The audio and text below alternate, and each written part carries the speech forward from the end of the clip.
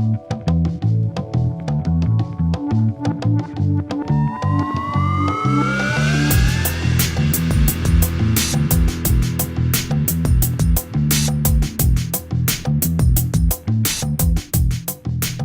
name is Kevin Alter, and I have an office called ArchDaily Architects in Austin, Texas. But I have another couple of lives, I guess. I'm also the Associate Dean and Academic Director of the University of Texas's School of Architecture, and where I teach and also now I'm one of the administrators of the school. And my office is small. There are 6 of us. I have a partner, and we have 4 folks that work with us, and soon to have another partner. And we do mostly residential work, although we do other things as well. And the office in many ways grew out of my scholarship at the University of Texas. I came to Texas in 1991 without any real connection to the place. And I started writing about architecture and looking at architecture, particularly those bits of modern architecture that had been sort of forsaken in the kind of way in which people spoke about it. That was still the early 90s. Charles Moore was still alive. He was teaching at the school. It was the kind of focus on modernism wasn't very present in Texas at that time, and it was an interest of mine. And so I began writing about buildings and teaching about buildings, and but I got very interested in looking at buildings very wholeheartedly, like looking at their construction documents, looking at the way they're sited, the way they're organized, not just a few photographs, but getting to know them really, really well. And that kind of interest in architecture then in many ways grew into my practice. Architecture is buildings, it's landscapes, it's machines. As Paul Shepard likes to say, a very interesting book that Paul Shepard wrote called What is Architecture? And Buildings, Landscapes, and Machines is one version.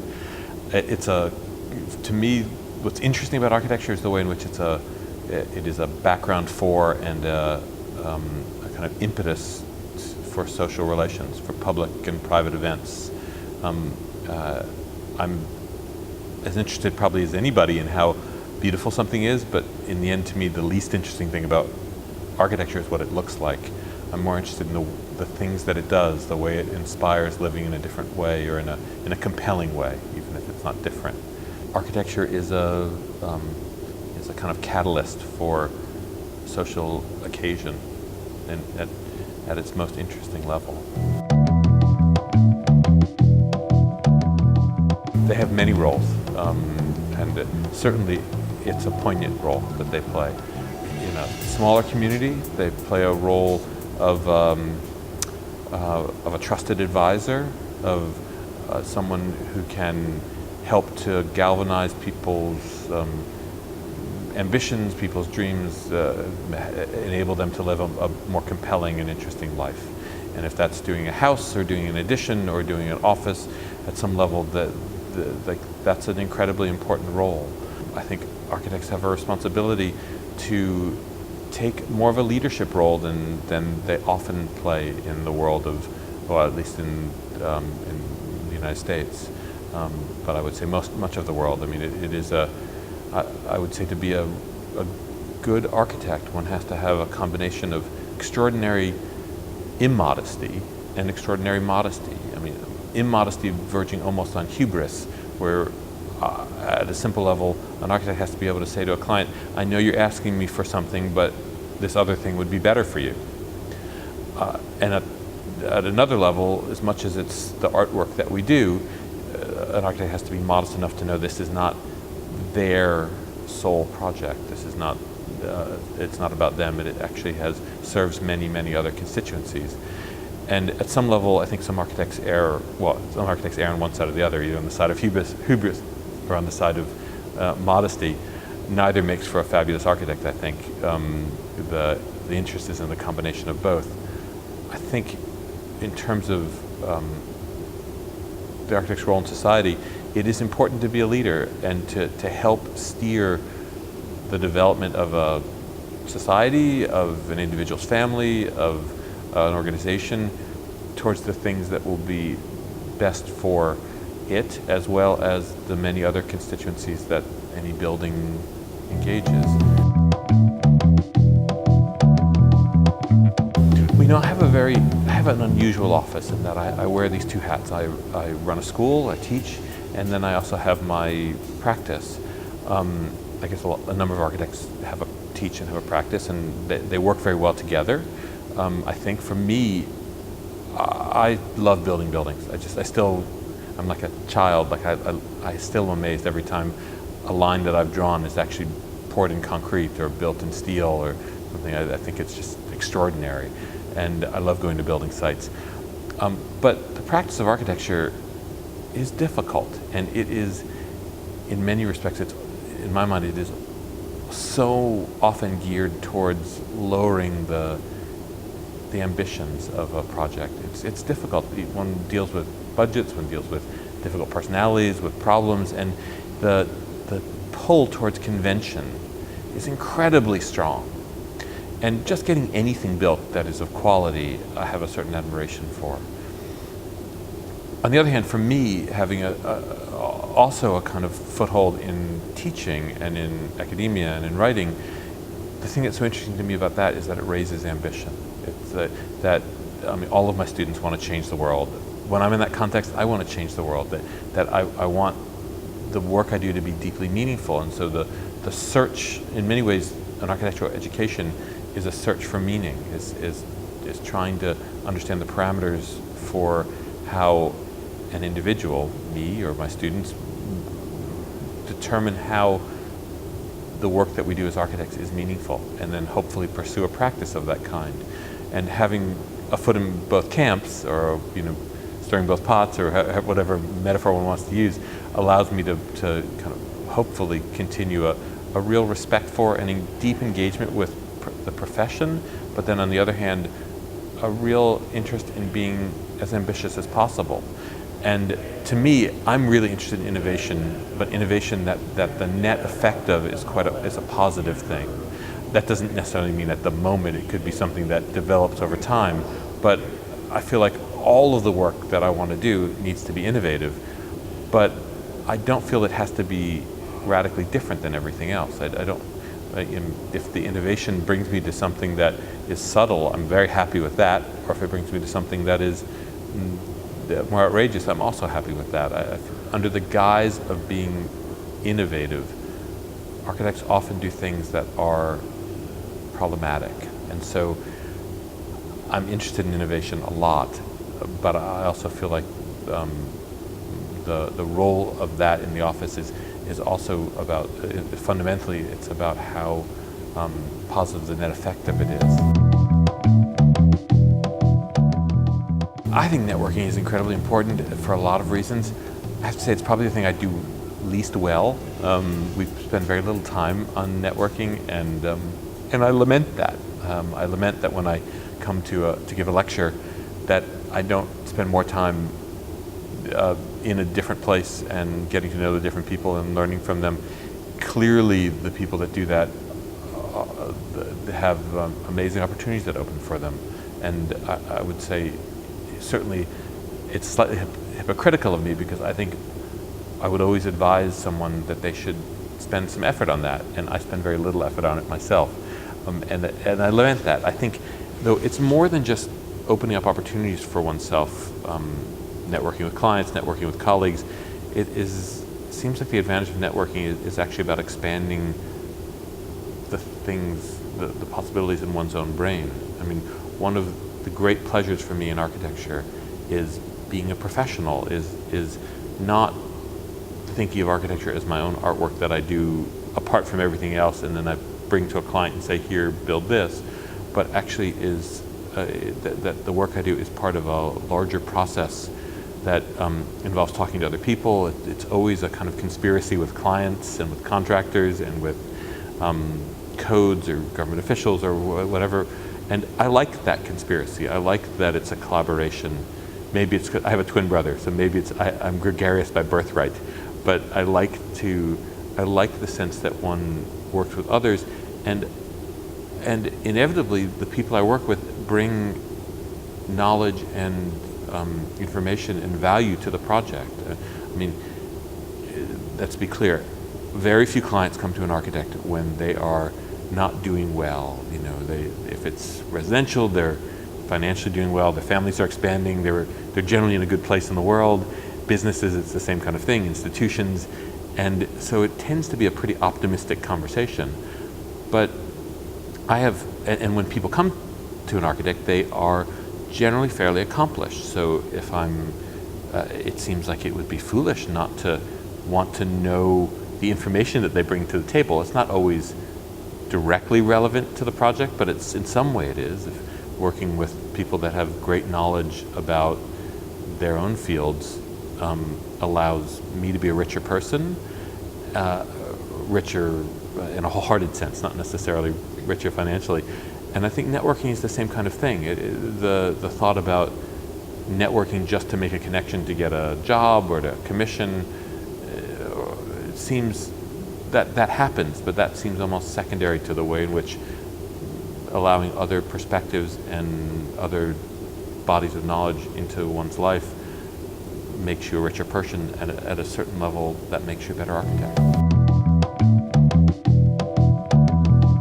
You know, it's a really good question for me because I think I'm the last generation of people that were trained before the internet. I mean, I can remember I went to Harvard's Graduate School of Design for my architecture degree, and when I went there were no computers really in use. By the time I finished in 4 years, everyone was using computers in the first year. And so I think my generation is the last one that wasn't trained on using the computer and hence the internet. And it is an extraordinary change in obviously everyone knows that the burgeoning of computer technology and the internet has radically changed our world in so many ways. The thing to me that's so amazing about the internet is how an unbelievable amount of information is available at with minimal effort. One doesn't have to travel around the world or go to special libraries or visit manufacturing plants to get certain kinds of information. And that's amazing. I mean, the danger about the internet to me, and I see it in a lot of young people, I see it sometimes with some people that work with me, is that the temptation is to try and learn everything one can just through the internet. I mean, it really is a portal to other things. The internet allows for one to gain access into amazing worlds that really get much richer when one follows through on those leads to go in person, one can see amazing work in Santiago de Chile through the internet, but if one is satisfied by just seeing it through the internet, one only understands it in a certain way. And you know, in the end, certain aspects of buildings travel well, other aspects of them don't travel well. And I'm always amazed at how a building in photographs is generally quite different than a building in reality. As much as I have training and I know buildings and I teach and I write, seeing them in person is a different thing. I think architecture schools are really different, that one from another, and they don't transmit that difference very well to people from the outside. And it's one of these things that's very frustrating. I mean, they're often very good places and hard to get into, and to get in, the students are all accomplished, but at times they show up and they really had a very different understanding of what they were getting into, in part because of how opaque the schools are.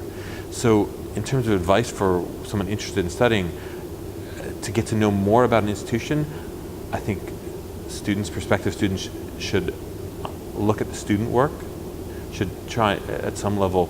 Most schools publish either through the internet or in kind of print journals or books the work that the students do. And I think it's really interesting to compare the different work from the different schools, because without hearing any of the reading any of the promotional material or hearing any of the lines from the administrators, I think just looking at the work the students produce it tells a much more very clear story. I think the other thing that one can look at is the faculty and what they do, and you can see at some level the values of a school, well, actually, let me say that differently. I think the values of a school, the things that they hold as important, are come from the faculty. And faculty have great leeway in the kind of things they teach and the way in which they foster an understanding of what's meaningful in the field. That's really clear when you look at the work they do. When you look at if it's building buildings or designing hypothetical projects or writing articles, the things they look at, the things that they're interested in. On a whole, obviously any individual faculty member will have their own particular take on things, but I think if one, as a prospective student, looks at these things, you get a very good idea of the faculty, the ethics of the faculty, and a kind of accomplishments that the students have. And then the last thing I would say is, actually, it's incredibly important where you study as well. Doing work that one believes in at a certain level, I never like to fault architects who have to support themselves by their practice and doing work that maybe isn't always the kind of thing that they want to be doing. But I think it's incredibly important not to take on commissions that that take an architect to places that they don't want to be. There's that old expression, at least in the United States, about you are what you eat. At a certain level, one becomes the kind of architect that is the work that one does. And I think it is certainly possible to do meaningful architecture at a vast array of scales and budgets and kind of types of buildings and things like that. But it is important to be doing work that you as an architect feel a certain resonance with, that you can feel as meaningful, because otherwise that work ends up replacing your own value system. I think that it's incredibly important to build, and I think it's hard to build. It's hard to get commissions, and if that's renovating a kitchen or doing kind of minor things like that, or building a cultural institution, the latter is hard to start a practice with. But I think it's incredibly important to build. It is one of the things that it's a great body of knowledge that we bring to bear on things, doing things well. And it's important that regardless of the intellectual intent, that the things that we do are well done. And I think particularly early in one's career is when one is really learning how to make things, how to build well. And building any building well, it's then that kind of knowledge can be brought to any other kind of building. The different systems, different kind of construction systems, heating and cooling systems, but they're all the same. Once one has done something, one can, well, they're not all the same, but one can extrapolate from success at any scale or to a success at another scale, I think. But it's important, I think, that one pay attention to building in addition to maybe doing competitions or more lofty projects.